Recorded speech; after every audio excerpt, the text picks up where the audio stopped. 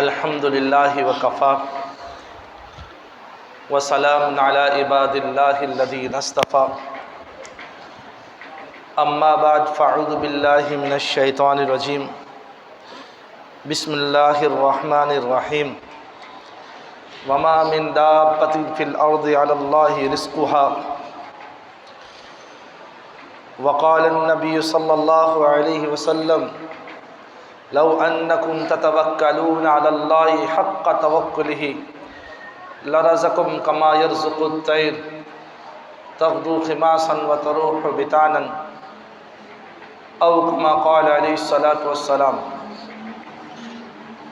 یا رب صلی وسلی دائما ابدا علی حبیبک خیر خلق کلہم هو الحبیب الذی ترجى شفاعته لكل حول من الاحوال مقتحم۔ خواجہ مجذوب الحسن رحمۃ اللہ علیہ کا ایک شعر ہے، یہ حضرت اشرف علی تھانوی صاحب رحمۃ اللہ علیہ کے بڑے خلفاء میں سے تھے اور بڑے مجذوب قسم کے آدمی، اور ان کے اشعار بہت مشہور ہیں، انہوں نے کتاب بھی لکھی ہوئی ہے، ان کے اشعار جمع ہیں۔ اس میں ایک شعر ہے کہ فکر دنیا تجھے صبح و شام ہے، فکر دنیا تجھے صبح و شام ہے، اس سے ہے غفلت جو اصلی کام ہے، چند دن برداشت کر لے مشقت دین کی، پھر تو قبر میں آرام ہی آرام۔ تو جتنے لوگ اس زمانے میں اس وقت اپنے معاشی مسائل کی وجہ سے پریشان ہیں، شاید پہلے کبھی نہیں تھے۔ ہر آدمی معاش کی وجہ سے، رزق کی وجہ سے پریشان ہے، حالانکہ رازق تو ایک اللہ ہے۔ اللہ فرماتے وما من دابۃ فی الارض الا علی اللہ رزقها۔ دابہ عربی میں کہتے ہیں ما یدب علی الارض، زمین کے اوپر جتنی مخلوق رہتی ہے اللہ کہتے ہیں یہ سب کا رزق میرے ذمہ ہے، میں دیتا ہوں۔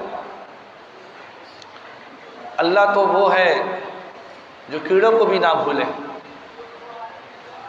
جو پرندوں کو نہ بھولے، حشرات الارض کو نہ بھولیں، اور پانی کے اندر مچھلیوں کو نہ بھولیں، تو وہ اللہ مجھے اور آپ کو کیسے بھول جائے گا؟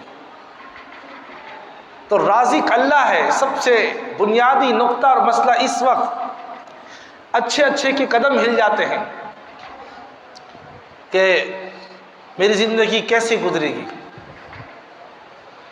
رازق جب اللہ ہے تو اللہ نے رزق دینا ہے، ہاں کوشش میرے اور آپ کے ذمہ ہیں، باقی دینے والی ذات ایک اللہ کی ہے۔ اب اس کے کچھ اسباب ہیں، اگر وہ کچھ اسباب اختیار کر لے سبب کے درجے میں تو اللہ اس کے روزی کے دروازے کھول دیتے ہیں، برکت کے دروازے کھل جاتے ہیں۔ اب وہ اسباب کیا ہیں؟ پھر اللہ سے لینے کے طریقے دو ہیں، ایک اسباب ظاہری ہے، ایک اسباب حقیقی ہے۔ اسباب ظاہری کیا ہے؟ دکان، ملازمت، کاروبار، کھیتی باڑی، جو دنیا کی جتنی شغل، جتنے آدمی جن چیزوں میں لگتا ہے دنیا کے، یہ اسباب ظاہری۔ ایک آدمی نے دکان کھولی، ضروری نہیں اس کو نفع ہو۔ ایک آدمی تجارت کر رہا ہے، ضروری نہیں کہ تجارت میں فائدہ ہو، نقصان بھی ہو سکتا ہے۔ اسباب ظاہری ہے یہ، لیکن اسباب حقیقی وہ روحانی اعمال ہے جو یقینی ہے، جس کو اختیار کر کے آدمی جب اسباب ظاہری پہ لگتا ہے تو اللہ اس کے لیے روزی کے دروازے کھول دیتے ہیں۔ ان میں سب سے پہلا سبب کیا ہے؟ وہ استغفار کی کثرت ہے، گناہوں سے بچنا، استغفار کی کثرت کرنا۔ ایک حدیث میں آتا ہے من لزم الاستغفار، جو استغفار کو لازم پکڑتا ہے جعل اللہ من کل ہم فرجا، اللہ اس کو ہر غم سے نکالتے ہیں۔ عربی میں ہم کسے کہتے ہیں؟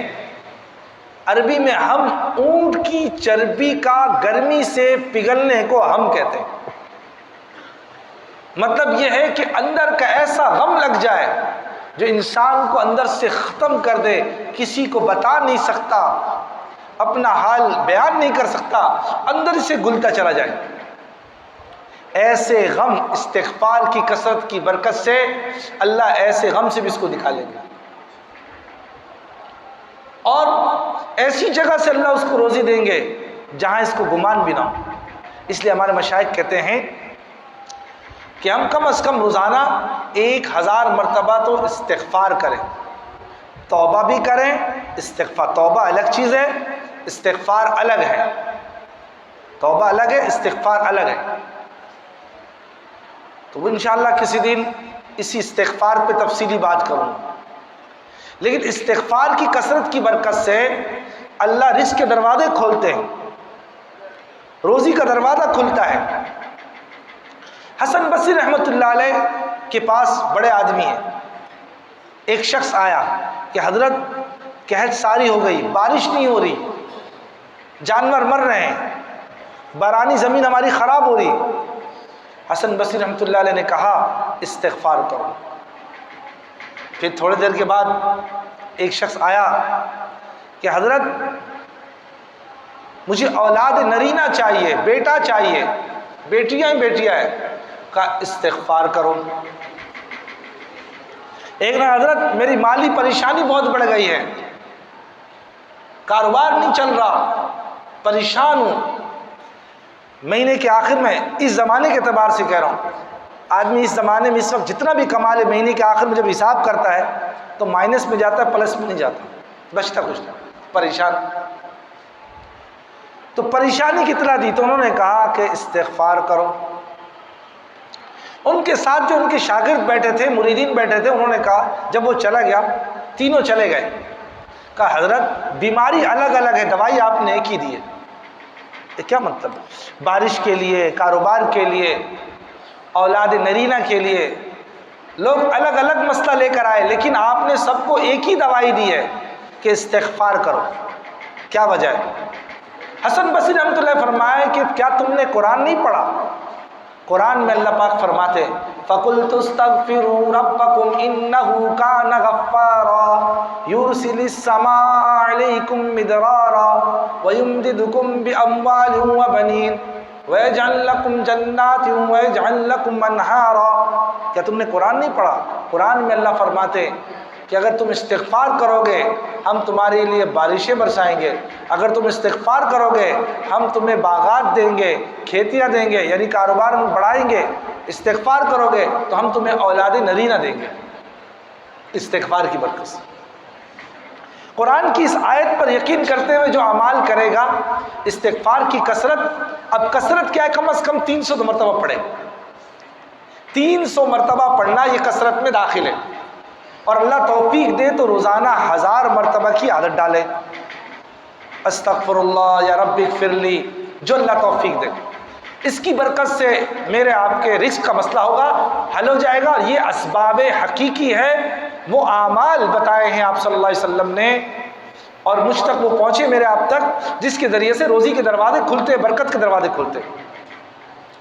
دوسرا سبب ہے اس کے ساتھ تقوی، تقوی سے انسان کے روزی کے دروازے کھلتے ہیں۔ وَمَن يَتَّقِ اللَّهَ يَجْعَل لَّهُ مَخْرَجًا وَيَرْزُقْهُ مِنْ حَيْثُ لَا يَحْتَسِبُ۔ یہ اسباب حقیقی بیان کر رہا ہوں۔ آج ایک دکان والا کہتا ہے، کوئی دکاندار ہو تو ناراض نہیں ہونا کہ میری 2 دکان ہو جائے گی تو میرا مسئلہ حل ہو جائے گا۔ چھوٹا کاروبار والا کہتا ہے میں اس لیے پریشان ہوں کہ میرا کاروبار چھوٹا ہے، اگر میرا کاروبار بڑا ہو گیا تو مسئلہ ہو جائے گا۔ جس کے چھوٹے بچے کہتے بچے چھوٹے اس لیے میں پریشان ہوں، بچے بڑے ہو جائیں گے تو مسئلہ ملا حل ہو جائے گا۔ جب بچے بڑے ہوتے مسائل بڑھ جاتے ہیں۔ ہر آدمی، 1000 والا بھی پریشان اور 10,000 والا بھی پریشان، لاکھ والا، ہر آدمی پریشان ہے۔ اس لیے مسائل کا حل وہ اعمال میں ہے، اعمال یہ اسباب حقیقی ہے، ان میں دوسرا سبب کیا ہے؟ تقوی۔ اللہ کا وعدہ ہے تم تقوی اختیار کرو گے میں تمہیں پریشانی سے نکالوں گا اور ایسی جگہ سے تمہیں روزی دوں گا جہاں تمہارا گمان بھی نہیں ہوتا۔ کیسے روزی ملتی ہے؟ کیسے؟ صحابہ مقداد رضی اللہ تعالیٰ عنہ تقاضے کے لیے گئے۔ اس زمانے میں بیت الخلا تو نہیں ہوتے جس طرح اس زمانے میں، وہ عربوں کی ایک جماعت، ایک بات یاد آ گئی، عربوں کی ایک جماعت رائیونڈ میں آئی۔ عرب، ان کو تو عادت نہیں، اب تو بیت الخلا دیہاتوں میں ہر جگہ بن گئے، اب رائیونڈ میں تشکیل کرنے والے سیدھے سادے لوگ ہوتے ہیں، انہوں نے عربوں کی تشکیل کر دی ایسی جگہ پر جہاں پر بیت الخلا نہیں تھا، باہر کھلی جگہ میں جانا پڑتا۔ وہ عرب کی جماعت کام کر کے واپس آئی تو کاغذاری لینے والے نے پوچھا بھائی کیسا وقت گزرا؟ انہوں نے کہا بہت اچھا گزرا، لیکن ایک مسئلہ تھا بڑا عجیب۔ انہوں نے کیا؟ اور کہنے لگے فی اللیل قریب وفی النہار بعید، کہ رات کے وقت بیت الخلا قریب ہو جاتا تھا اور دین کے وقت بیت الخلا دور ہو جاتا تھا۔ یہ بڑا مسئلہ تھا ہمارے لیے۔ اب تو خیر کیونکہ رات کے وقت آدمی قریب ہی بیٹھ جاتا ہے اور دین کے وقت دور جانا پڑتا ہے، تو کہتے ہیں فی اللیل قریب وفی النہار بعید۔ یہ بہت بڑا مسئلہ تھا، اب تو ہر جگہ ماشاءاللہ بن گئے، اس کا مسئلہ ختم ہو گیا۔ تو روزی کا معاملہ تقوی سے اللہ برکت کے دروازے کھولتے ہیں۔ اللہ فرماتے ہیں کہ اگر یہ بستی والے ایمان اور تقوی اختیار کریں، وَلَوْ أَنَّ أَهْلَ الْقُرَىٰ آمَنُوا وَاتَّقَوْا لَفَتَحْنَا عَلَيْهِمْ بَرَكَاتٍ مِّنَ السَّمَاءِ وَالْأَرْضِ، اگر ایمان لائے تقوی اختیار کرے ہم زمین آسمان سے برکت کے دروازے کھولیں گے۔ تو مقداد رضی اللہ تعالیٰ عنہ تقاضے کرنے کے لیے گئے، حالات معاشی حالات اس وقت بہت تنگ تھے ان کے حالات، بیٹھے ایک چوہا آیا سامنے، قریب ایک بل تھا، بل سے ایک چوہا آیا اور اس کے منہ کے اندر اشرفی، اس زمانے کے اعتبار سے درہم دینار جو وہ لے کر آئے، سامنے اس نے رکھ دی۔ وہ بیٹھے رہے، فارغ ہونے کے بعد پھر چوہا گیا دوسرا لے کر آیا، پھر چوہا گیا تیسرا لے کر آیا۔ بعض کتابوں میں یہ واقعہ اس طرح لکھا ہے کہ پہلے ایک چوہا گزر رہا تھا تو مقداد رضی اللہ عنہ نے ایک چوہے کو پکڑ لیا، تو دوسرا چوہا آیا، اس نے دیکھا میرے ساتھی کو پکڑ لیا، اب کیا کروں؟ وہ بل سے ایک درہم لے کر آ گیا، مقداد رضی اللہ عنہ نے چھوڑا نہیں، وہ دوسرا بھی لے کر آیا، تیسرا لے کر آیا، چوتھا لے کر آیا، 17 دراہیم لے کر آ گیا، پھر بھی نہیں چھوڑا، تو پھر وہ چوہا اندر سے اشرفی کی تھیلی، وہ درہیم جس میں تھے وہ تھیلی خالی لے کر آ گیا، انہوں نے اس کو چھوڑ دیا۔ اب ایک تقاضے کے لیے گئے اور اللہ نے ان کے لیے روزی کے دروازے کھولے، پھر وہ 17 دراہیم کو لے کر حضور کے پاس آئے تو آپ نے فرمایا اے مقداد یہ تمہارے لیے روزی تھی جو اللہ نے تمہارے لیے غیب سے انتظام فرمایا۔ ایسے تقوی پر اللہ پاک دروازے کھولتے ہیں۔ حضور صلی اللہ علیہ وسلم نے بنی اسرائیل کے واقعہ سنایا، اس زمانے کے لوگ سچے ہوتے تھے، آج تو مکانات پکے ہو گئے اور دل ہمارے ہو گئے کچے۔ پہلے مکانات تھے کچے اور ہمارے دل کیا تھے؟ پکے، ایمان بھی پکا ہوا کرتا تھا۔ جتنی فینسی چیزیں آ گئی ہم لوگ بھی فینسی بن گئے، فینسی چیزیں بہت نازک ہوتی ہے نا، فوراً ٹوٹ جاتی ہے، خراب ہو جاتی ہے، تو ہم لوگ بھی فینسی بن گئے، بہت کمزور ہو گئے، وہ پہلے بڑے مضبوط تھے۔ تو ایک آدمی نے زمین بیچی، دوسرے نے زمین خریدی، اب زمین خریدنے کے بعد اس نے کھدائی شروع کی تو پہلے زمانے کے اندر لوگ سونے زیورات کو زمین میں دباتے تھے، دیگ کے اندر رکھ کر، پتیلے کے اندر رکھ کر دباتے تھے۔ اب اس نے کھدائی کی، اس میں سے زیورات، سونے چاندی کے زیورات کے جو پورے اشرفی کی جو پورے دیگ نکلی سونے کی۔ اب جس نے زمین خریدی وہ گیا بھاگا جس سے خریدی تھی، بھائی میں نے زمین خریدی ہے، یہ سونا نہیں خریدا، یہ تم لے لو۔ اور بیچنے والا کیا کہتا ہے؟ جب میں نے زمین بیچی تو یہ بھی بیچ دی۔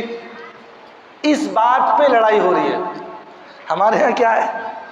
اللہ ہی خیر کرے، پچھلے دنوں ایک رپورٹ آئی، بڑا افسوس ہوا، اس کی تصویر بھی آئی، 2 بھائی ایک چھوٹی زمین پر لڑ رہے تھے اور لڑتے لڑتے دونوں نے ایک دوسرے کو مار دیا۔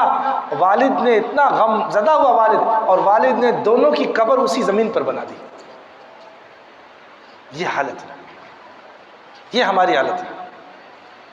تو وہ کہتے ہیں نہیں میں نے زمین بیچی تو زیور بھی بیچ دیا، سونے چاندی بھی بیچ دیا۔ اس نے کہا نہیں میں نے صرف زمین خریدی ہے، یہ سونے چاندی نہیں خریدے۔ اب یہ ثالث کے پاس فیصلہ گیا، اس زمانے کے لوگ بھی بڑے نیک تھے، انہوں نے دونوں کا مقدمہ سننے کے بعد کہا اچھا یہ بتاؤ کہ تمہاری بیٹی ہے جوان؟ کہاں ہے؟ کہا تمہارا بیٹا جوان ہے؟ کہاں ہے؟ ان دونوں کا نکاح پڑھا دو اور یہ جائیداد ان دونوں کو دے دو۔ تو ثالث نے ایسے ہی کیا، ان دونوں کا جو نے نکاح پڑھا دیا، اس کی بیٹی اس کا بیٹا، اور جو اس کے سے اندر سے زیورات نکلے خزانے ان کو دے دی تاکہ وہ زندگی گزارے۔ کیا بہترین معاشرہ تھا، بہترین، شاندار۔ تو تقوی سے اللہ پاک راستہ کھولتے ہیں۔ اور عبداللہ بن عباس رضی اللہ عنہ فرماتے ہیں جو تقوی اختیار کرے گا اللہ اس کو ہر غم سے نکالے، ینجی من کل کرب من الدنیا والآخرہ، اللہ اس کو دنیا اور آخرت کے دونوں پریشانیوں سے تقوی کی بنیاد پہ نکل لے گا۔ اور رمضان ہے ہی سبب کس چیز کا؟ تقوی کا، لعلکم تتقون۔ روزہ جس نے صحیح رکھا وہ متقی بن جائے گا، اور جو متقی بنے گا اس کا کبھی مسئلہ پھنس نہیں سکتا۔ کتنی زبردست چیز ہے۔ تیسرا سبب جو ہے وہ توکل ہے، اللہ پر بھروسہ کرنا، توکل کرنا۔ اللہ پاک کئی جگہ فرماتے ہیں ایمان والوں کو چاہیے کہ وہ اللہ پر توکل کرے۔ وعلی اللہ فلیتوکل المؤمنون، ایمان والوں کو چاہیے اللہ پر توکل کریں۔ بلکہ ایک حدیث کے اندر آتا ہے لو انکم تتوکلون علی اللہ حق توکلہ لرزقکم کما یرزق الطیر، اگر تم اللہ پر بھروسہ کرو جیسا کہ بھروسہ کرنے کا حق ہے تو اللہ تمہیں ایسے روزی دے گا جیسے پرندے کو روزی دیتا ہے۔ کیسے روزی ملتی؟ تغدو خماسا وتروح بطانا، پرندہ جب صبح نکلتا ہے تو اس کے پیٹ خالی ہوتے ہیں، اور پرندے جب شام کو واپس آتے ہیں اللہ اس کا پیٹ بھر دیتا ہے۔ کوئی ڈگری نہیں، کوئی دکان نہیں، کوئی کاروبار نہیں، کوئی کھیتی باڑی نہیں، اللہ اس کو دے رہا، کس پر؟ توکل کے اوپر۔ تم ایمان والوں کو چاہیے اللہ پر بھروسہ کرے، چیزوں پر اسباب پہ نہیں، وہ سنت کے درجے میں ہو، اللہ کے اوپر بھروسہ یقین کے درجے میں ہو۔ اور ایک جگہ اللہ فرماتے ہیں کہ میں جو مجھ پر بھروسہ کرتا ہے میں اس کو پسند کرتا ہوں، میں اس سے محبت کرتا ہوں۔ چوتھا سبب جو ہے اپنا حال کسی پر ظاہر نہ کرنا، یہ بہت مشکل ہے۔ آج کل کے جو مسائل ہیں نا، ان مسائل کی ایک بڑی وجہ ہے تھوڑی سی پریشانی آتی ہے، آدمی پتہ نہیں کہاں کہاں بیان کرتا ہے، اللہ کو غیرت آتی ہے، اللہ کہتے ہیں حال دینے والا کون ہے بھائی؟ اللہ۔ تو اللہ کہتے ہیں میرے بندے حال تو میں دیتا ہوں، تو گویا کہ لوگوں سے میری شکایت کر رہا ہے۔ اپنا حال چھپانا چاہیے، اپنا حال کسی کے سامنے بیان نہیں کرنا چاہیے۔ اس لیے ایک حدیث میں آتا ہے کسی کے گھر میں اگر فاقہ آئے ایک دن کا، اس پر وہ صبر کر لے، کسی کو نہ بتائے، اللہ اس کے لیے 1 سال کی روزی کا دروازہ کھول دیتا ہے۔ ہمارے اسی میٹرو ویل میں ایک ساتھی تھے میرے دوست، اس کے اوپر حال آیا، میں اس کے گھر گیا تو مجھے پتا چلا، اس نے نہیں بتایا کہ اس کے گھر میں آج فاقہ ہے۔ حالانکہ میٹرو ویل جیسے آدمی سوچ سکتا ہے، اس کے گھر میں فاقہ تھا اور اس نے بتایا نہیں۔ تو مجھے یہ حدیث آئی کہ اللہ اس کے اور اگلے دن ہی اللہ نے اس صبر پر اس کے لیے ایک جگہ سے ویکنسی آئی اور 1 سال نوکری کا انتظام اللہ نے اس کے لیے کر دیا۔ میں نے کہا وہ حدیث سچ ہے، حق ہے کہ جو جس پر فاقہ آئے وہ صبر کرے، کسی کو نہ بتائے، اللہ اس کے لیے 1 سال کی روزی کے دروازے کھول دیتا۔ فرمایا ولی کون ہے جو اپنا حال کسی کو نہ بتائے اللہ کے علاوہ؟ تو چھپانا کمال ہے، بتانا کمال نہیں ہے۔ داؤد طائی رحمۃ اللہ علیہ بہت بڑے آدمی گزرے، بڑے آدمی گزرے، گھر میں مریدین، ہزاروں لاکھوں مریدین، لیکن حالت یہ تھی گھر کے حالات بڑے تنگ، بہت حالات تنگ۔ گھر کا سامان بیچنا شروع کیا، بیچتے بیچتے ایک وقت آیا کہ گھر کی بڑی بڑی چیزیں بھی بیچ دی، اور اسی فقر و فاقے کی حالت میں ان کا انتقال ہو گیا۔ لیکن اپنا حال کسی کو نہ اپنے شاگرد کو بتائے نہ اپنے مرید کو بتائے، انتقال کر گیا۔ اور جس دن ان کا انتقال ہوا اور جنازہ نکلا، ان کے جنازے کو دیکھ کر مولانا یوسف رحمۃ اللہ علیہ نے اپنے ملفوظات میں لکھا ہے کہ 2 لاکھ یہودی مسلمان ہو گئے۔ ان کے جنازے کو دیکھ کر کہتے ہیں نا زندہ رہے تو لوگوں کی ہدایت کا دریا، اے اللہ زندہ رکھ تو لوگوں کی ہدایت کا دریا، اور جب میں موت آئے تو میری موت کو بھی لوگوں کی ہدایت کا دریا۔ آج شکوہ شکایت بہت ہے، جس کی وجہ سے جو اللہ سے کہتا ہے اللہ خوش ہوتے، جو لوگوں سے کہتا ہے اللہ ناراض ہوتے۔ اس لیے اپنے حال کو چھپانا چاہیے، چھپانے سے اللہ پاک روزی کے دروازے کھولتے ہیں۔ چھٹا سبب وہ صبر ہے۔ صبر کے اوپر کل میں نے تفصیلی بات کی، وَاسْتَعِينُوا بِالصَّبْرِ وَالصَّلَاةِ، صبر کے ذریعے سے اللہ کی مدد ساتھ ہوتی ہے۔ اور علماء نے یہاں نقطہ لکھا ہے وَاسْتَعِينُوا بِالصَّبْرِ وَالصَّلَاةِ إِنَّ اللَّهَ مَعَ الصَّابِرِينَ، کہ اللہ کی مدد صبر کے ساتھ ہے اور نماز کے ساتھ ہے، اور آگے فرمایا کہ اللہ صبر کرنے والوں کے ساتھ ہے۔ تو علماء نے یہاں نقطہ لکھا ہے کہ نماز فرض ہے اور نماز کا درجہ صبر سے زیادہ ہے، لیکن اللہ نے نماز کے ساتھ نہیں کہا کہ میں نماز پڑھنے والوں کے ساتھ ہوں، مدد میں تو کہا کہ مجھ سے مدد مانگو صبر کے ذریعے، نماز کے ذریعے۔ آگے فرمایا ان اللہ مع الصابرین، تو پتہ چلا صبر وہ درجہ ہے جس سے اللہ کی مدد ساتھ ہوگی، اللہ ساتھ ہو جائیں گے تو نماز پہ اللہ کیا دیں گے؟ ادنا پہ یہ مل رہا ہے تو اعلیٰ پہ کیا ملے گا؟ اس کے ساتھ ساتواں سبب جو ہے وہ شکر ہے، لئن شکرتم لازیدنکم، ناشکری بہت ہے ہمارے، بلکہ اللہ نے ایک جگہ فرمایا ان الانسان لربہ لکنود، انسان اپنے رب کا بڑا ہی ناشکرا ہے۔ کتنی آپ جتنے بھی بڑے بڑے تاجروں سے مل لیں الا ماشاء اللہ، آپ اس سے پوچھیں کیا حال ہے تو کہیں گے بس مولانا گزارا ہی ہو رہا ہے، بس گاڑی چل رہی ہے، بس دال دلیا ہو رہا ہے۔ یہ نہیں کہیں گے نحمد اللہ ونشکر اللہ کہ اللہ کا شکر احسان ہے، شکر کی کیفیت نہیں، آپ پوچھ کر دیکھ لیں۔ اس لیے روزی میں بے برکتی ہے، اور اگر شکر کی کیفیت ہو تو اللہ اس کی روزی میں برکت عطا فرماتے ہیں۔ اس کی کئی مثالیں بھی موجود ہیں۔ آٹھواں سبب قرآن مجید کی تلاوت ہے۔ وَمَنْ أَعْرَضَ عَنْ ذِكْرِي فَإِنَّ لَهُ مَعِيشَةً ضَنْكَ وَنَحْشُرُهُ يَوْمَ الْقِيَامَةِ أَعْمَى، اس کے ذیل میں تفسیر ابن کثیر میں لکھا ہے کہ انسان کی رزق کی تنگی کا ایک سبب تلاوت قرآن پاک کا چھوڑنا ہے۔ رمضان کے مہینے میں آدمی جتنا جو بھی ایسا چھوٹا بڑا شام کو جب افطاری کے لیے بیٹھتا ہے، اس کا اللہ اس کی روزی کھول دیتے ہیں۔ دیکھا نہیں دیکھا آپ لوگوں نے؟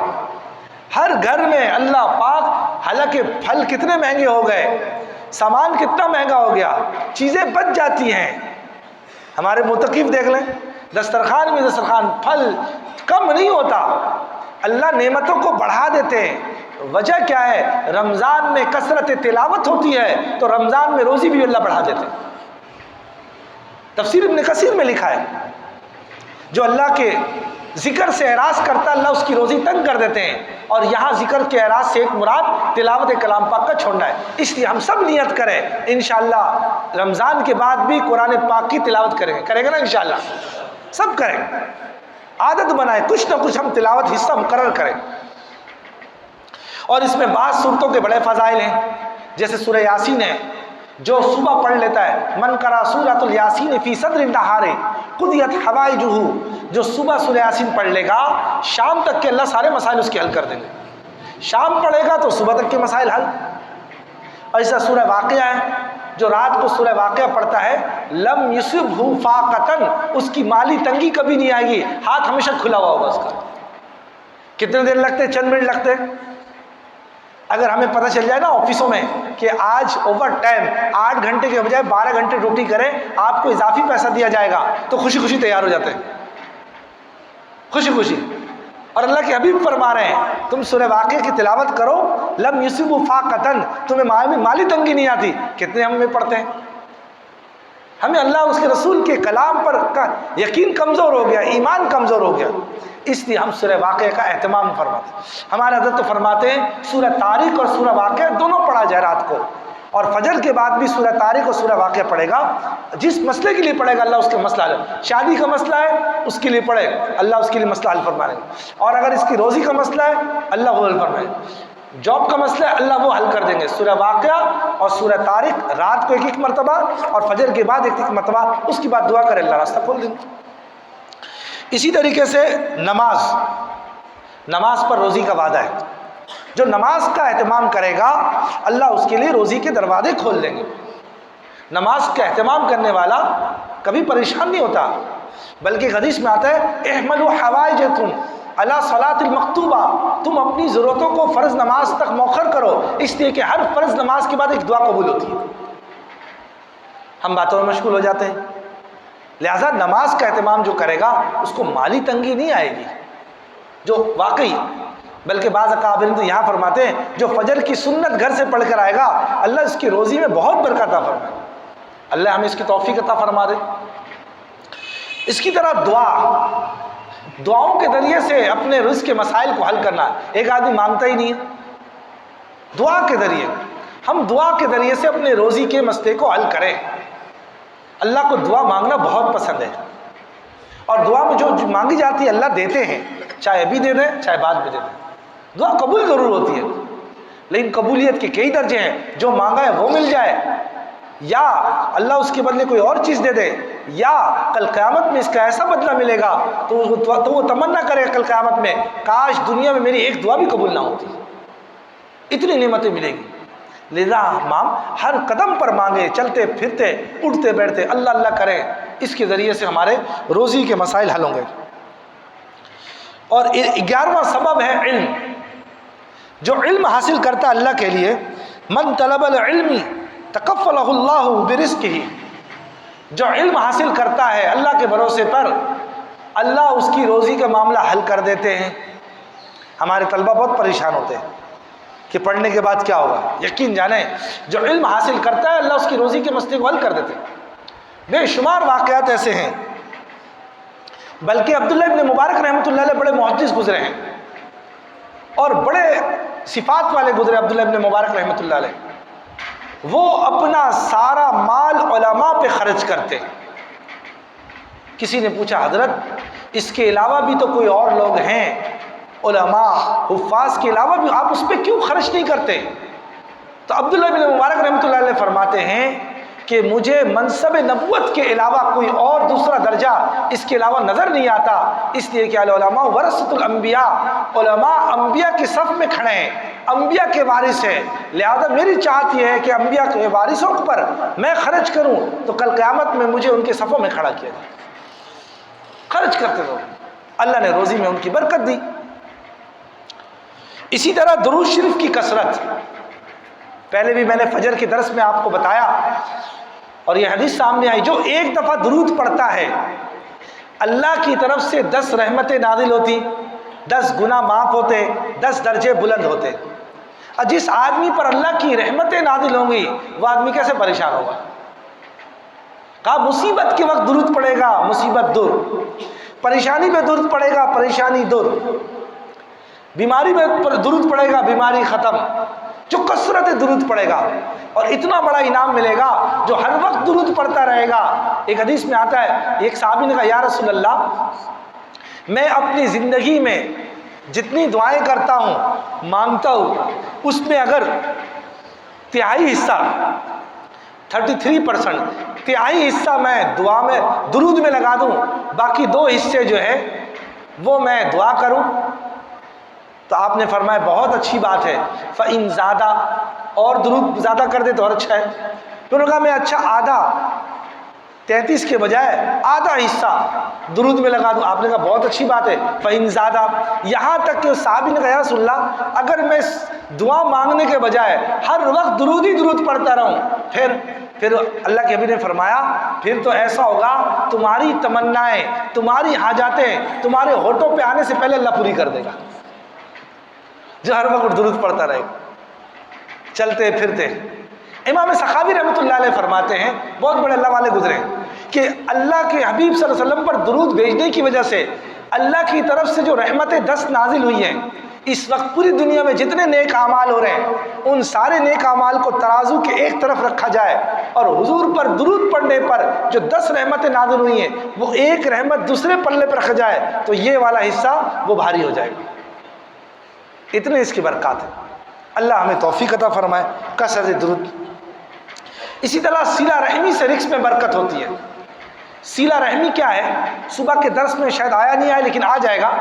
صلہ رحمی یہ اکثر جگہوں میں آتا ہے، رشتہ داروں کے ساتھ، کمزوروں کے ساتھ صلہ رحمی. صلہ رحمی کیا ہے؟ غم خواری کرنا، خوشی غمی میں شرکت کرنا، ہر ایک کا حق ادا کرنا، پڑوسیوں کا حق، مسلمان کا حق، ہر ایک حقوق شریعت نے بیان کیے.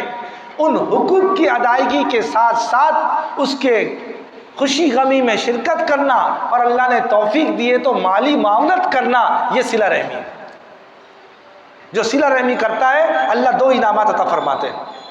اللہ اس کی روزی میں برکت عطا فرماتے ہیں اور اللہ اس کی زندگی میں برکت عطا فرماتے ہیں. روزی میں بھی اور زندگی میں بھی، یہ دو وعدے ہیں. اور اسی کے ساتھ صدقہ کرنا. جو آدمی کثرت سے صدقہ کرتا ہے کبھی اس کا مال کم نہیں ہوتا، بلکہ حدیث میں آتا ہے کتابوں میں، یا ابن آدم انفق انفق علیک، اے آدم کی اولاد تو لوگوں پر خرچ کر، تیرے اوپر خرچ کیا جائے گا. ہم کیا کرتے ہیں؟ گن گن کے لوگوں کو دیتے ہیں، سوچ سوچ کے دیتے ہیں تو اوپر سے بھی ہمیں گن گن کے ملتا ہے. بے دھڑک خرچ کرنا، لگانا، اللہ اس کے دروازے ایسے کھول دیتے ہیں. فقراء، مساکین، محتاج، سائل آ جائے، دیا جائے. صحابیات کے واقعات میں سے ہیں کہ ایک دروازے پہ سائل آیا کہ اللہ کے نام پہ دے دو. انہوں نے کہا اچھا یہ روٹی ہے، یہ سالن ہے، یہ دے دو. انہوں نے دے دیا. تھوڑی دیر کے بعد کوئی دروازے میں کسی نے دستک دی، کہا بھئی ہم نے روٹی سالن بنائی ہے، یہ قبول کر لیں. اپنے آقا کو کہنا یہ قبول کر لیں. جب وہ باندی لے کر آئی اور اس کے سامنے رکھا، انہوں نے اس کو گنا تو وہ 9 روٹیاں تھیں. انہوں نے کہا یہ میرا نہیں ہے. انہوں نے کہا کیوں؟ باندی کہنا کیوں؟ اس لیے کہ اللہ کا وعدہ ہے من جاء بالحسنۃ فلہ عشر امثالها، جو ایک عمل کرتا ہے اس کا 10 کا بدلہ ملے گا. میں نے ایک روٹی اللہ کے راستے میں دی ہے، مجھے 10 ملنا چاہیے، 9 کیوں ملے؟ کتنا یقین تھا ان کو. تو باندی نے کہا ہاں 10 آئے تھے، میں نے ایک نکال لیے، مجھے ضرورت تھی، لیکن یہ تھے پورے 10. ایسا ان کو یقین تھا. ہم تو سوچ سوچ کے دیتے ہیں، گن گن کے. بلکہ آج کل تو شادیوں میں بھی لفافے کے ساتھ نام بھی پڑھتے ہیں اور پیسے بھی لکھتے ہیں کہ جب ان کی شادی ہوگی نا تو ہم نے بھی اتنے ہی پیسے دے دے جتنے نے اتنے دیے. بہت معاف ناراض نہیں ہونا، بہت ساری جگہوں میں ہم نے دیکھا ہے کہ سنبھال کے رکھو، سنبھال کے. جب اوروں کی شادی ہوگی تو اس کا لفافہ نکالیں گے اور اس پہ انہوں نے جتنے پیسے دیے تھے اتنا ہم نے اس کو دینا ہے. تو ہمارے یہاں سارا حساب کتاب چلتا ہے، اس لیے اللہ کی طرف سے بھی سارا کیا ہو گیا؟ معاملہ حساب ہو. ہم بے دھڑک خرچہ کریں، پھر دیکھیے اللہ کیسے دیتے ہیں، اللہ کیسے روزی کے دروازے کھولتے ہیں. اسی طرح کمزوروں کے ساتھ احسان کرنا. حدیث میں آتا ہے کہ تنصرون وترزقون بضعفائکم، تمہارے کمزوروں کی وجہ سے تمہیں روزی بھی دی جاتی ہے اور تمہاری مدد بھی کی جاتی ہے. اب کمزور کون ہے؟ ایک تو مالی اعتبار سے کمزور ہے، ایک دوسرا بوڑھے ماں باپ کسی کے گھر میں کمزور ہوتے ہیں، اب وہ کمانے کے قابل نہیں ہے. جو اپنے ماں باپ پہ خرچہ کرتا ہے اللہ اس کے دروازے روزی کے کھول دیتے ہیں. اچھا ماں باپ اگر نہیں ہیں تو اس کے گھر میں اللہ نہ کرے کوئی معذور بچہ ہے، اللہ اس کی روزی کے دروازے کھولتے. کیوں؟ معذور بچہ بھلے چھوٹا ہو بڑا کمزور ہے، اللہ اس کی وجہ سے اس کی روزی کے دروازے کھول دیتے. تنصرون وترزقون بضعفائکم. اور اگر وہ بھی نہیں، اگر کوئی چھوٹا بچہ ہے بلوغت سے پہلے وہ بھی معصوم ہے، کمزور ہے، بچوں پہ جب آدمی خرچ کرتا ہے تو اللہ اس کے لیے روزی کے دروازے کھول دیتا ہے. آدمی سمجھتا ہے بوجھ ہے، اللہ نہ کرے کسی کے گھر میں کوئی ایسا ہو تو لوگ اس کو بوجھ سمجھتے ہیں، ماں باپ کو، کمزوروں کو، حالانکہ اسی کے برکت سے اس کو روزی مل رہی ہے. تنصرون وترزقون بضعفائکم. تو ہمیں کمزوروں کے بدلے اللہ پاک روزی دیتے ہیں. اگلا سبب جو ہے وہ اخلاص. اللہ کے لیے جو عمل کرتے ہیں نا کسی عمل کو، مخلص کبھی پریشان نہیں ہوتا. وہ تو کتابوں میں آتا ہے اخلاص والے ہدایت کے چراغ ہیں، ان کے اخلاص کی وجہ سے اللہ بڑے بڑے فتنوں کو دور کر دیتا ہے. اخلاص کی مثال عمل میں ایسی ہے جیسے کہ جسم میں روح. مخلص کبھی پریشان نہیں ہوگا. کوئی آدمی نوکری میں مخلص ہے، آپ نے دیکھا ہوگا سیٹ اس کے ساتھ خصوصی معاملہ کرتے ہیں، یار یہ آدمی ایماندار ہے، مخلص ہے، میں سال کے آخر میں اگر سیلری بڑھائے گا سب کا، اس کا خاموشی سے زیادہ بڑھا دیتا ہے. ہم نے خود دیکھا. جو مخلص ہوتا ہے نا تو بڑوں کی نگاہ میں اس کی عزت بڑھتی ہے، اس کو ترقی بھی ملتی ہے. اللہ اس کی روزی کے دروازے کھول دیتا ہے خود بخود محبت. لوگ جتنے پلاننگ کر لیں اس کو نیچے نہیں گرا سکتے. اللہ اس کے لیے برکت کے دروازے کھول دیتا ہے. آج چونکہ غرض کا زمانہ آ گیا، غرض کی وجہ سے اللہ پاک دروازے برکت کے بند ہیں. اس لیے حدیث میں آتا ہے من ترک شیء للہ عوضہ اللہ خیرا منہ، جو کسی غلط کام کو اللہ کے لیے چھوڑ دیتا ہے تو اللہ اس سے بہتر دروازہ اس کے لیے کھول دیتے ہیں. جو اللہ کے لیے کسی غلط کام کو چھوڑ دے، حالانکہ کوئی دیکھنے والا نہیں، کوئی بولنے والا نہیں، لیکن اللہ کی وجہ سے کہ ایمان کل قیامت میں مجھے جواب دینا پڑے گا. اگر میں نے یہ غلط کام کر کے پیسے لے لیے تو یقین جانے بے برکتی آ جائے گی. لیکن اگر اللہ کی وجہ سے اس کو چھوڑ دیا، حرام کام غلط کام کو، اللہ عوضہ اللہ خیرا منہ، اللہ اس سے بہتر اس کو روزی، نوکری اور برکت کے دروازے کھول دیتے. اس کے ساتھ ایک برکت کا ایک بہت بڑا سبب جو ہے وہ نکاح ہے. ہمارے یہاں قاعدہ قانون کیا ہے؟ اللہ ہم سب کو ہدایت دے کہ کہتے ہیں کہ بچہ ابھی پاؤں پہ کھڑا نہیں ہوا. اب جب بچہ جب اپنے پاؤں پہ کھڑا ہو جاتا ہے، پیر پہ کھڑا ہوتا ہے، تو بیچارہ بوڑھا ہو چکا ہوتا ہے، بوڑھا ہو چکا ہوتا ہے، سمجھ سے باہر ہے. حالانکہ اللہ کے حبیب فرماتے ہیں کہ نکاح میں، روزی میں، نکاح کرو تمہاری روزی میں برکت ہوگی. نکاح سے روزی میں برکت ہوتی ہے، ایمان کامل ہو جاتا ہے، رزق کے دروازے. کیوں؟ کیونکہ عورت کمزور ہے. الرجال قوامون علی النساء، مرد عورت کے مقابلے میں مضبوط ہے، عورت کمزور ہے. اور ابھی میں نے وہ حدیث آپ کو سنائی کہ تنصرون وترزقون بضعفائکم، تمہارے کمزوروں کی وجہ سے تمہیں رزق بھی دی جاتی ہے، تمہاری مدد بھی ہوتی ہے. اس لیے کسی کے گھر میں جب بچی پیدا ہوتی ہے نا، ہم نے بارہا دیکھا اللہ اس کی روزی میں برکت دے دیتے ہیں. میں بچے کا انکار نہیں کر رہا، اولاد نرینہ، لیکن عام طور پر جس کی یہاں بچی ہوتی ہے، بچی کی پیدائش کے بعد روزی کے دروازے کھلتے ہیں، ترقی ملتی ہے اس کو. بلکہ آپ نے فرمایا جس کی 2 بچی ہو یا 3 بچی ہو، وہ اس کی پرورش کرے اور بلوغت کے بعد اس کی مناسب جگہ شادی کر دے. آپ نے فرمایا میں اور کل قیامت میں وہ ایسے ہوں گے. عجیب. اور ایک جگہ فرمایا وجبت لہ الجنہ، ایسے باپ پر جنت واجب ہو جائے گی جس کی 1 2 3 بچیاں ہوں، ان بچی کی پرورش کرے، شادی کر دے. فرمایا یہ جنتی ہے. اور اگر یتیم بچے کے اوپر اس نے ہاتھ رکھا تو آپ نے فرمایا کہا ہاتھ ہی نہیں، یتیم بچی کی پرورش کرنے والا کل قیامت میں میرے ساتھ ہوگا. فاشارہ، آپ نے اشارہ کیا، یہ وسطی اور سبابہ عربی میں کہتے ہیں ان دونوں انگلیوں سے کہ وہ ایسے ہوگا. کیا یہ کہ ہم آس پاس کی بچیوں کے لیے کھڑے ہو کر ان کے گھر بسا دیں، ان کو اپنے گھروں میں پہنچا دیں تاکہ یہ معاشرہ باحیا ہو جائے.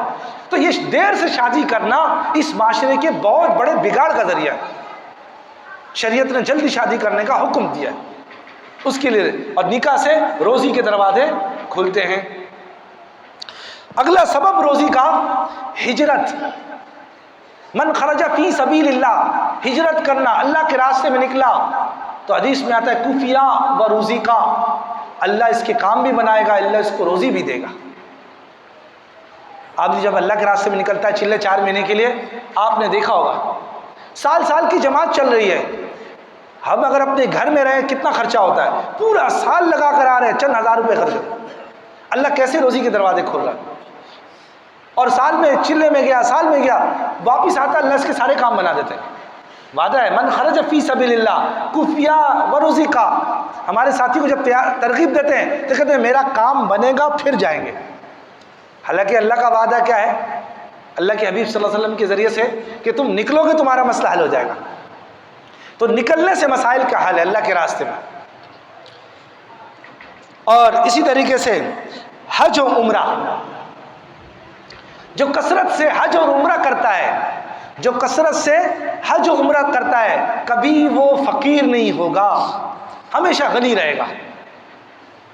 ہم پتہ نہیں کن کن چیزوں میں، شادیوں میں، ایک شادی میں میرا جانا ہوا، انہوں نے شادی میں جو کھانا بنائے تھے پہلے کی، ابھی تو اور مہنگائی ہوگی، پہلے صرف شادی کے کھانے میں انہوں نے 6 لاکھ روپے خرچے کیے تھے۔ میں کم بتا رہا ہوں، اس زمانے میں پتہ نہیں کہاں سے اتنے قسم کی چیزیں رکھی۔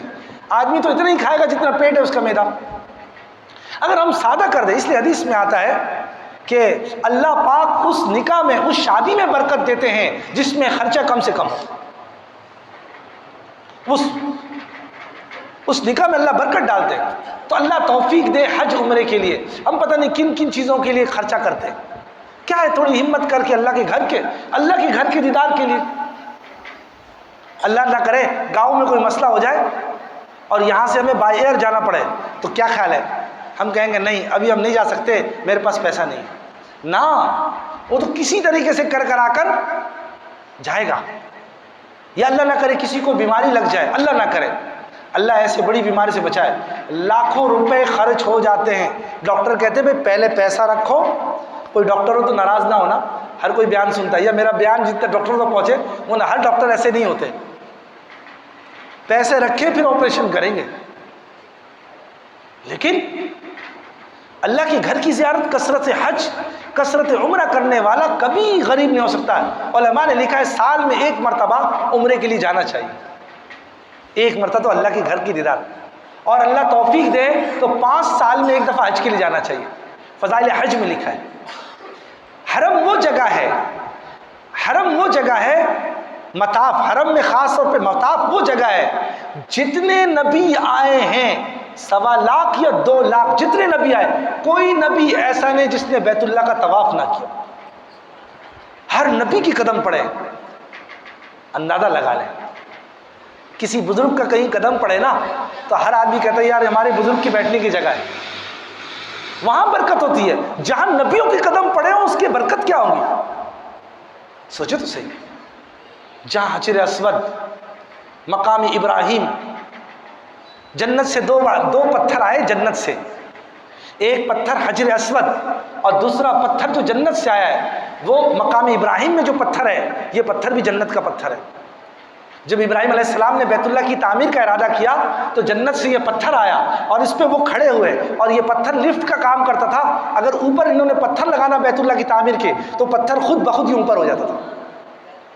اس طرح بیت اللہ کی تعمیر ہوئی اور اس دونوں پتھروں پر ابراہیم علیہ السلام کی قدم کے نشانات پڑے، اور وہ پتھر آج مقام ابراہیم کے نام سے مشہور ہے اور شیشے سے بند ہے، اور وہاں پر واتخذوا من مقام ابراہیم مصلی، اور وہاں لوگ طواف کے بعد 2 رکعت نماز پڑھتے ہیں۔ کیا برکتیں بتاؤ، کیا حرم کی برکتیں، کیا وہاں کے۔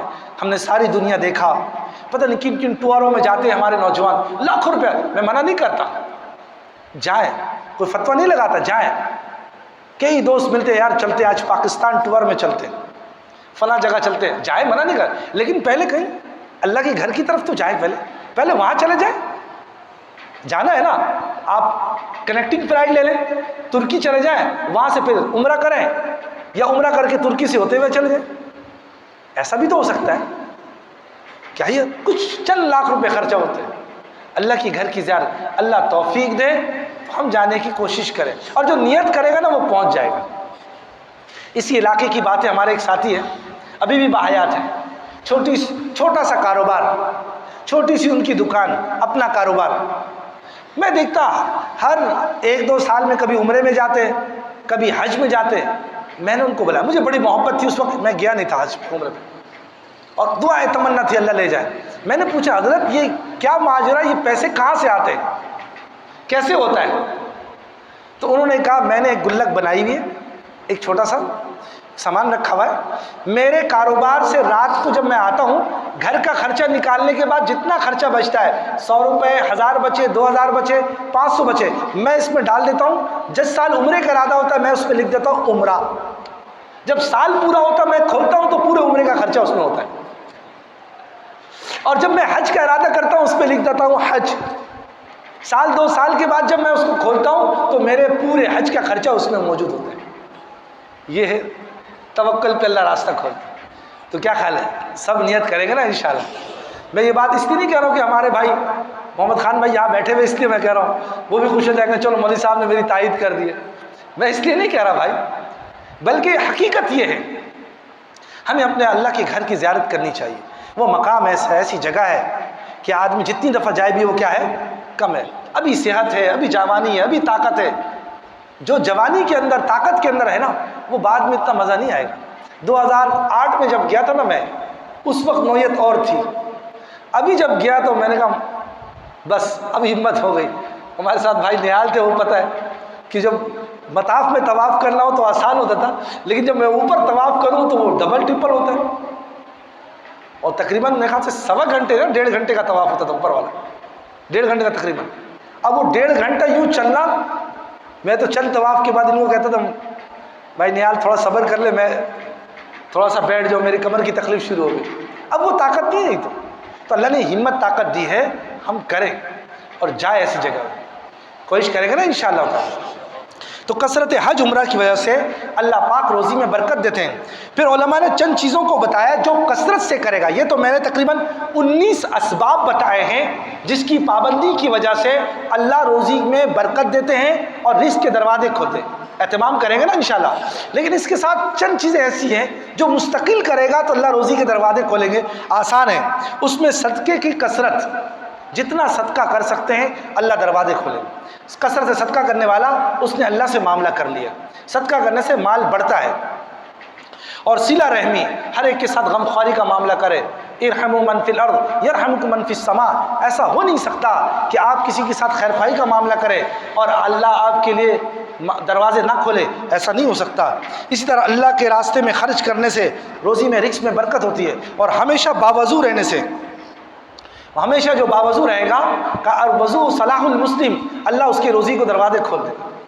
ہم نے اپنے حضرت کو دیکھا، حضرت کے ساتھ جنہوں نے سفر کیا ہے، ہمارے حضرت ایک زمانے سے باوضو رہتے، حضرت ایک جگہ سفر کر کے آ رہے تھے اور حضرت نے کہا میں نے وضو کرنا ہے، تو ہمارے بھائی ہمایوں حنیف صاحب ساتھ تھے، تو انہوں نے کہا کہ حضرت بس موٹر وے تو گاڑی نہیں روک سکتے، آگے کوئی اسٹاپ آئے گا تو وہاں روکیں گے۔ حضرت نے کہا جلدی کرو، تو 15 منٹ یا 20 منٹ کا وقفہ گزرا تو جگہ آ گئی جہاں وضو کریں گے، موٹر وے میں گاڑی ہر جگہ نہیں روک سکتے، وہاں روکے، انہوں روک کر حضرت نے جلدی سے وضو کیا، 2 رکعت نماز تحیۃ الوضو پڑھ لی۔ اس کے بعد افسوس کرنے لگے، تو بھائی ہمایوں نے پوچھا حضرت کیوں افسوس کر رہے ہیں؟ کہہ رہے ایک زمانہ گزر گیا ہے، اتنے دیر تک میں کبھی بغیر وضو کی نہیں رہا۔ کتنے منٹ تک؟ 15-20 منٹ کا ایک زمانہ گزر گیا، مجھے یاد نہیں ہے کبھی میں اتنے دیر تک بھی بغیر وضو کے ہوں۔ عادت یہ رات کو 10 دفعہ آنکھ کھل جائے حضرت کی، 10 دفعہ آنکھ کھولے گی، 10 دفعہ آنکھ کھل گئی، واش روم گئے، پھر حضرت وضو کرتے، 2 رکعت پڑھتے، پھر سوتے۔ اس طرح حضرت کی نیند پوری نہیں ہوتی، جتنی دفعہ آنکھ کھلتی تو وضو ختم ہو گیا، تو دوبارہ اٹھتے، وضو کرتے، 2 رکعت پڑھتے، پھر سوتے، تاکہ میں جب سوؤں تو وضو کی حالت میں سوؤں، بغیر وضو کی نہ سوؤں۔ ایسے لوگوں کی روزی میں اللہ کیوں نہیں برکت ہے؟ اللہ ہمیں ایسے لوگوں کی قدردانی نصیب فرمائے۔ جب ایسے لوگ چلے جاتے ہیں نا پھر افسوس کرتے ہیں، ابھی اللہ نے موقع دیا ہے، تو اللہ پاک ان اعمال کرنے کی توفیق عطا فرمائے۔ یہ حالات کے اعتبار سے چونکہ ہمارے ساتھی ایمان کے بڑے ہم سب کمزور ہیں، اس لیے آج میں نے سارے اسباب رزق کے اوپر بات کی ہے کہ کن چیزوں سے اللہ روزی کے دروازے کھول دیتے ہیں، برکت کے دروازے کھول دیتے ہیں۔ اللہ پاک ہم سب کو کہنے سننا تمام باتوں پر عمل کرنے کی توفیق عطا فرمائے۔